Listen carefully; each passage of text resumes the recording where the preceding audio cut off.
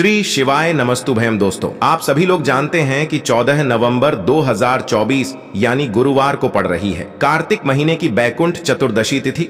और दोस्तों, यह वह बैकुंठ चतुर्दशी तिथि है जो कार्तिक महीने में पड़ने वाली सबसे बड़ी तिथि है, क्योंकि यह गुरुवार के दिन पड़ रही है और इसका बहुत ही बड़ा और विशेष महत्व होता है। पूज्य गुरु जी ने कहा है कि अगर कभी भी मौका लग जाए और कार्तिक महीने की गुरुवार बैकुंठ चतुर्दशी तिथि को पड़ जाए तो आप लोगों को 3 हरी इलायची वाला उपाय तो अवश्य ही करना चाहिए।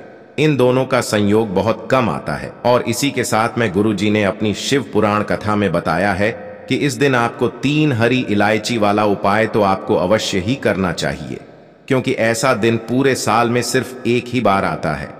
और दोस्तों, आप सभी लोग जानते हो कि गुरुवार बैकुंठ चतुर्दशी का अगर सबसे बड़ा कोई उपाय है तो 3 हरी इलायची वाला उपाय है। तो दोस्तों, इस बैकुंठ चतुर्दशी के दिन आप लोगों को इस 3 हरी इलायची वाला उपाय को जरूर करना है।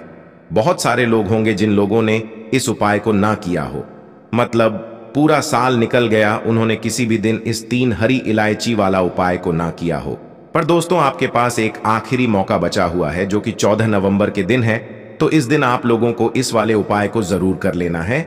भले ही आपने पूरे महीने भर इस उपाय को ना किया हो, पर अगर आपने इस कार्तिक महीने के गुरुवार बैकुंठ चतुर्दशी तिथि के दिन अगर इस वाले उपाय को कर लिया तो आपको इस उपाय को करने का वह फल मिलेगा जिसकी आपने कभी कल्पना भी नहीं करी होगी। इसीलिए आप लोग इस वाले उपाय को एक बार जरूर कर लेना है, ताकि आप लोगों के हाथ से यह मौका ना जा सके और आपको इस उपाय को करने का फल मिल सके। दोस्तों, यह उपाय पंडित जी ने अपनी अभी की ही श्री शिव महापुराण की कथा में बताया है, जिस उपाय को आज हम आपको बहुत अच्छे से समझाने वाले हैं। इस वीडियो को देखने के बाद इस उपाय को समझने के लिए आपको कोई और वीडियो को देखने की जरूरत नहीं पड़ेगी। तो चलिए दोस्तों, उपाय को शुरू करते हैं। देखिए, यह इस कार्तिक महीने के गुरुवार बैकुंठ चतुर्दशी के दिन यह इतना खास होता है, इतना महत्वपूर्ण होता है, देखा गया है। कभी कभी बड़े बड़े पूजा पाठ अनुष्ठान से जो मनोकामना पूर्ण नहीं होते, वह कार्तिक महीने के गुरुवार बैकुंठ चतुर्दशी तिथि के दिन एक छोटे से उपाय करने से ही आपकी मनोकामना पूर्ण हो जाती है। और बहुत सारे लोगों ने इस उपाय को किया भी है और उनको इस उपाय को करने का फल भी जरूर मिला है। अगर आप लोग भी इस उपाय को करना चाहते हैं तो आप इस उपाय को पहले अच्छे से समझ लेना, सुन लेना, उसके बाद करना। आपको इस उपाय का फल जरूर मिलेगा। और इस उपाय को कर लेने से आपके घर में चाहे किसी भी प्रकार की दुख और समस्या क्यों ना चल रही हो, आपको उसका कारण भी नहीं पता है कि भाई यह समस्या किस कारण से चल रही है। उसका कुछ भी कारण हो सकता है, जैसे पितृदोष हो सकता है या किसी भी तरह का मंगल दोष भी हो सकता है। तो इस दिन आप लोगों को यह वाला उपाय कर लेना है। यह एक ऐसा उपाय है जिस उपाय को अगर किसी विशेष दिन पर किया जाए तो भाई उस विशेष दिन का जो है वह तो हमें मिलता ही मिलता है, पर हमने उस दिन पर इस उपाय को किया है तो हमें उससे भी बड़ा फल मिलता है और फल बहुत जल्दी मिलता है, क्योंकि आप इस उपाय को बहुत ही बड़े और विशेष दिन पर कर रहे हो। तो चलिए अब उपाय के बारे में बात करते हैं, लेकिन उससे पहले आप लोगों को यह जानना आवश्यक है कि आखिर यह उपाय किस समय करना है, किसको करना है और कैसे करना है। तो चलिए हम आगे आपको वीडियो में एक एक करके बता देते हैं। लेकिन उससे पहले अगर आप लोग हमारे चैनल पर पहली बार आए हैं या फिर मेरी आवाज आज पहली बार सुन रहे हैं तो हमारे चैनल को सब्सक्राइब जरूर कर लेना और इस वीडियो को लाइक करके कमेंट बॉक्स में श्री शिवाय नमस्तुभ्यम ओम नमः शिवाय जरूर टाइप कर देना। तो दोस्तों, इस 3 हरी इलायची वाला उपाय को हमें इस गुरुवार बैकुंठ चतुर्दशी तिथि के दिन कैसे करना है, किसको करना है, किस समय करना है और कहां पर करना है, ये सारे सवालों के जवाब आपको इस वीडियो में मिल जाएंगे। और जो ये वीडियो देखेगा भाई, उसको 3 हरी इलायची वाला उपाय जरूर करना चाहिए, क्योंकि इस दिन एक हरी इलायची का भी बहुत ही बड़ा और विशेष महत्व होता है। और जब बात आ जाए 3 हरी इलायची की तो यह सोने पर सुहागा वाली बात हो जाती है और यह एक बहुत ही बड़ा उपाय हो जाता है इस गुरुवार बैकुंठ चतुर्दशी तिथि का। तो अब दोस्तों, इस 3 हरी इलायची वाला उपाय को आखिर करना किसको है, सबसे पहले हम लोग वह बात जान लेते हैं। तो देखो, घर की जो बड़ी माताएं बहनें होती हैं, उन माताओं बहनों में से कोई भी एक बड़ी माता बहन इस वाले उपाय को कर सकती है। और दोस्तों, अगर आप चाहे तो अपने घर में से सभी सदस्यों को भी इस उपाय को करवा सकते हैं।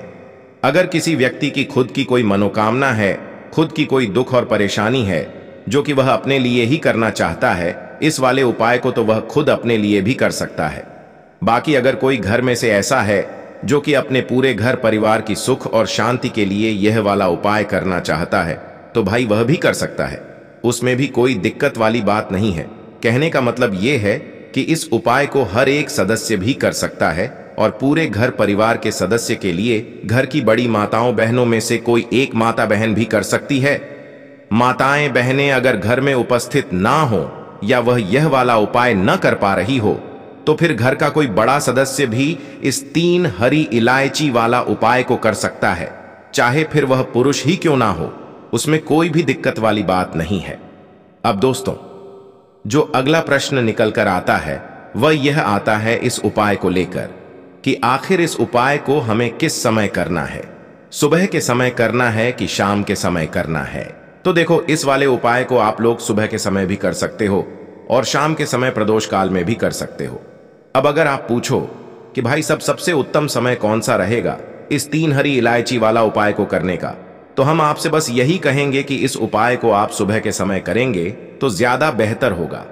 बाकी अगर प्रदोष काल शाम के समय भी करेंगे तो भी अच्छा होगा, उसमें कोई भी दिक्कत वाली बात नहीं है। तो अब दोस्तों, जो अगली सबसे बड़ी और महत्वपूर्ण बात आती है वह यह आती है कि सुबह अगर हम उपाय को करेंगे तो हमें कितने बजे से लेकर कितने बजे तक के बीच में करना है, और शाम के समय प्रदोष काल में करेंगे तो हमें कितने बजे से लेकर कितने बजे के बीच में करना है। तो देखो, सुबह जितनी जल्दी हो सके आप उपाय को करने की कोशिश करना। बाकी अगर किसी कारणवश लेट भी हो जाओ, थोड़ी देर भी हो जाए, तो 10 या 11 बजे तक भी आप उपाय कर लेना, पर 12 बजे से ज्यादा देरी ना हो, ठीक है? इस बात का ध्यान रखना। उसके बाद में दोस्तों, अगर शाम के समय प्रदोष काल की बात करें, प्रदोष काल का जो समय होता है वो शाम के 6 बजे से शुरू हो जाता है। मतलब शाम के 6 बजे से लेकर 7 बजे के बीच का जो समय होता है, यह समय प्रदोष काल का समय होता है। तो आप इस उपाय को 7 या 8 बजे के बीच में भी कर सकते हो। मतलब शाम के 6 बजे से रात 8 बजे के बीच में आप कभी भी इस वाले उपाय को कर सकते हो, उसमें कोई भी दिक्कत वाली बात नहीं है। देखिए, बैकुंठ चतुर्दशी पर विष्णु भगवान और महादेव का पूजन हम करते हैं। यही वो दिन है जिस दिन दोनों देवों का पूजन एक साथ किया जाता है। यह दिन कोई साधारण दिन नहीं है, यह वही दिन है जो आपके भाग्य को चमकाए और रातों रात आपकी सोई हुई किस्मत को जगाए। दुर्भाग्य भी उस व्यक्ति के जीवन से दूर हो जाता है। बैकुंठ चतुर्दशी पर हरी इलायची लौंग वाला उपाय कर लेता है। साथ ही साथ कपूर का ऐसा उपाय आपको बताने वाले हैं जिसके बाद ऐसा समझ लीजिए किसी कार्य में अड़चन नहीं आएगी, कोई काम आपका नहीं बिगड़ेगा। कोई भी नया व्यापार अगर शुरू करना चाहते हैं तो बैकुंठ चतुर्दशी से उत्तम दिन आपको नहीं मिलेगा। क्यों? क्योंकि आपको बता दें, इस बार बहुत ही लंबे समय बाद, बहुत सालों बाद दुर्लभ संयोग इस बार बैकुंठ चतुर्दशी पर बन रहा है। तो देखिए, सबसे पहले तो रवि योग बन रहा है, दूसरा इस दिन सिद्धि योग का भी निर्माण हो रहा है, और सबसे बड़ी बात कि इस दिन सर्वात सिद्ध योग बन रहा है जिसमें आप किसी भी कार्य को शुरू करते हैं ना वह कार्य आपका बहुत सफल होता है। कोई भी नया काम अगर शुरू करना चाहते हैं, कोई नई वस्तु खरीदना चाहते हैं, तो ऐसा समझ लीजिए यह दिन बहुत ही उत्तम है, बहुत लाभकारी है। नई वस्तु को खरीदने के लिए और नए काम की शुरुआत के लिए, जीवन से निर्धनता को दूर करने के लिए भी यही दिन सबसे उत्तम है, क्योंकि यह दिन श्री हरि विष्णु मां लक्ष्मी और महादेव को समर्पित होता है। तो बैकुंठ चतुर्दशी पर जो व्यक्ति भगवान विष्णु और महादेव का पूजन करता है उसे स्वर्ग की प्राप्ति होती है, उसके समस्त पाप नष्ट होते हैं और वह व्यक्ति श्री हरि विष्णु के धाम में स्थान प्राप्त करता है। तो देखिए, महादेव ने स्वयं कहा है कि जो व्यक्ति बैकुंठ चतुर्दशी वाले दिन पहले विष्णु जी की पूजा करेगा और उसके बाद मेरी पूजा करेगा, यानी महादेव की जो व्यक्ति पूजा करते हैं, पहले विष्णु भगवान की आपको पूजा करनी है, फिर महादेव का पूजन करना है। जो व्यक्ति इस उपाय को कर लेगा, बैकुंठ चतुर्दशी पर वह सीधे सीधे मां और उनका भक्त कभी कष्ट में नहीं रहता है। मतलब स्वर्ग की प्राप्ति भी होगी और जीवन में हर सुख आपको मिलेगा। आपके जीवन के सारे कष्ट, सारे दुखों को दूर करने स्वयं महादेव आपके जीवन में आएंगे। तो चलिए बात कर लेते हैं कि कौन सा उपाय है और किस तरह से आपको यह उपाय करना है। कैसे आप अपने घर से निर्धनता को दूर करेंगे और अपने भाग्य को रातों रात चमकाए। तो बैकुंठ चतुर्दशी का दिन ही है जब श्री हरि विष्णु दोबारा से संसार का कार्य संभालते हैं। संसार के संचालन का कार्य वह 4 महीने के लिए भोलेनाथ को देते हैं और भोलेनाथ इसी दिन यानी बैकुंठ चतुर्दशी पर ही दोबारा से भगवान विष्णु को यह कार्य सौंपते हैं। फिर से श्री हरि विष्णु विश्व का संचालन करते हैं और अपने भक्तों की मन मनोकामना को पूरा करती हैं। अब भोलेनाथ तो बहुत भोले हैं, उनके भक्त जो उनसे मांग लेते हैं वह उनको दे देते हैं। तो बात कर लेते हैं, सबसे पहले उपाय कौन सा है जो आपको इस दिन करना है। पहले हम बात करेंगे हरी इलायची लौंग वाले उपाय की और उसके बाद आपको बताएंगे कि महादेव का पूजन आपको इस दिन कैसे करना है और कैसे श्री हरि विष्णु को आपको प्रसन्न करना है। और जो उपाय हम आपको बताने वाले हैं, 3 हरी इलायची और 3 लौंग वाला, यह उपाय करने से श्री हरि विष्णु और मां लक्ष्मी की असीम कृपा मिलती है। और जो लोग श्री हरि विष्णु मां लक्ष्मी को एक साथ प्रसन्न कर लेते हैं, उनके घर से कभी रुष्ट होकर लक्ष्मी नहीं जाती है। उनके घर में अष्ट लक्ष्मी का वास रहता ही है, कभी धन की कमी घर में नहीं आती है। आपको क्या करना है, 3 हरी इलायची लेनी है, साबुत बिल्कुल खंडित नहीं होनी चाहिए, टूटी हुई ना हो। 3 ही लौंग लेनी है, लौंग भी साबुत लेनी है, बिल्कुल भी टूटी हुई ना हो। 3 हरी इलायची, 3 लौंग और 1 लेना है। यहां पर आपको कपूर का टुकड़ा, छोटा सा कपूर लेंगे। तीनों चीजों को एक साथ मिट्टी के दीपक में या किसी बर्तन में आपको रखना है और अपने घर के मंदिर में इसे आपको जलाना है। और एक देसी घी का दीपक अलग से आपको को गोल बाती का मां लक्ष्मी और श्री हरि विष्णु के सामने लगाना है। छोटा सा उपाय है, करिए और देखिए भाग्य कैसे चमकता है। जो हरी इलायची लौंग और कपूर आपने जलाया है उसे घर के मंदिर में ही घुमाना है, पूरे घर में लेकर आपको नहीं घूमना है। जब यह उपाय आप करेंगे, आपको अपनी जो भी मनोकामना है वो यहां पर कहनी है। अगर धन चाहिए तो उसके लिए प्रार्थना करेंगे, जीवन में कुछ और चाहिए तो उसके लिए प्रार्थना करेंगे। साल की ऐसा समझ लीजिए जो वैकुंठ चतुर्दशी होती है, यह जो तिथि होती है यह आपके भाग्य को चमकाने का काम भी करती है। और ऐसा समझ लीजिए धन को बहुत तेजी से बढ़ाती है जब आप इस उपाय को करते हैं, क्योंकि यह दिन साधारण नहीं है, यह दिन बहुत लाभकारी है, बहुत उत्तम है। इस उपाय को करने से धन की वर्षा उनके घर में जरूर होती है, जो लोग इस उपाय को सच्ची श्रद्धा से करते हैं। चलिए अब बात कर लेते हैं महादेव का पूजन आपको इस दिन कैसे करना है। देखिए महादेव इतने भोले हैं, अगर आप उनका नाम भी ले देते हैं ना, जय शिव शंभू हर हर महादेव, कुछ भी आप बोल देते हैं, वो उससे भी प्रसन्न हो जाते हैं। यही कारण है कि उनका एक नाम भोलेनाथ भी है। वो अपने भक्त की जरा सी पूजा से प्रसन्न होकर अपने भक्तों को वह क्या नहीं देते हैं जो उनके भाग्य में नहीं लिखा होता है, वह भी दे देते हैं। अब आपको करना क्या है, आपको महादेव, अगर आपके घर में महादेव की कोई मूर्ति है, प्रतिमा है, वहां पर एक देसी घी का दीपक आपको लगाना है। महादेव के आगे जब आप दीपक लगाएंगे, उससे पहले दीपक आपको भगवान गणेश के आगे लगाना है, क्योंकि ये प्रथम पूजनीय है और इनके बिना सारी पूजा अधूरी होती है। ऐसा समझ लीजिए कि जब भी आप सबसे पहले क्या करेंगे कि गणेश जी के आगे दीपक लगाएंगे, फिर लगाएंगे महादेव के आगे माता पार्वती का ध्यान करेंगे और फिर महादेव से कहेंगे कि आप तो भोलेनाथ हैं, आपसे क्या नहीं कह सकते, आप जो कहते हैं वो आप सबको देते हैं। मेरी भी ये मनोकामना है, मेरी भी ये भी विश है, इसे भी आप पूरा करिए। तो देखिए जब भी आप भोलेनाथ से बैकुंठ चतुर्दशी पर पहले आप किसका पूजन करेंगे, विष्णु भगवान का, मां लक्ष्मी का पूजन करेंगे और उसके बाद यह उपाय आप करेंगे, ठीक है ना।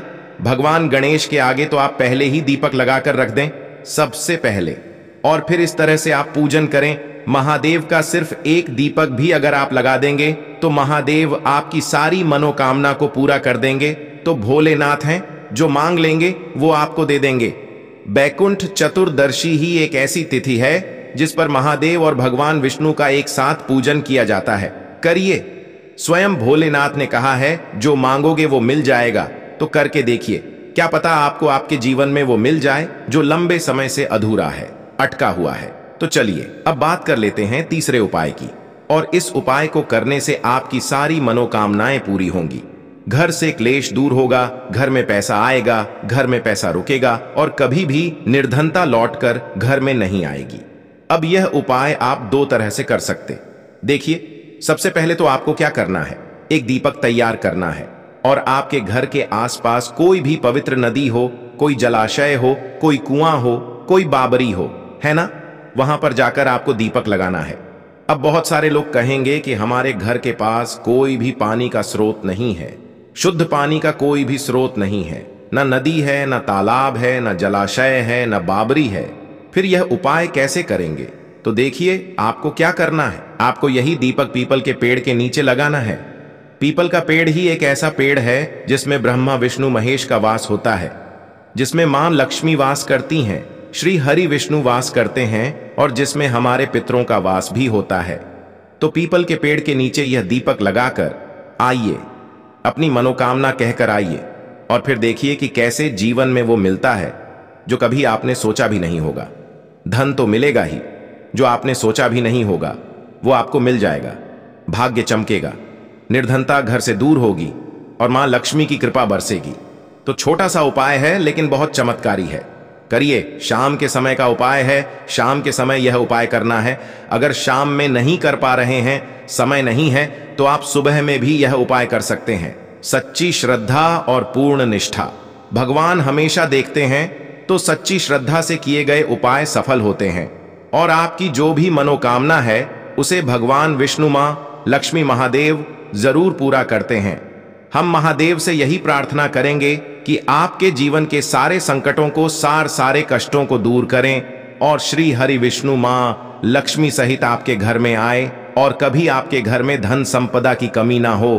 भगवान गणपति रिद्धि सिद्धि के साथ आपके घर में आए और धन वर्षा हमेशा आपके घर में होती रहे। तो दोस्तों, यह थे पूज्य गुरुजी द्वारा बताए गए कुछ बहुत ही खास उपाय। अगर आपको जानकारी अच्छी लगी हो तो वीडियो लाइक करिएगा। मिलते हैं फिर एक नए वीडियो के साथ। श्री शिवाय नमस्तु भयम।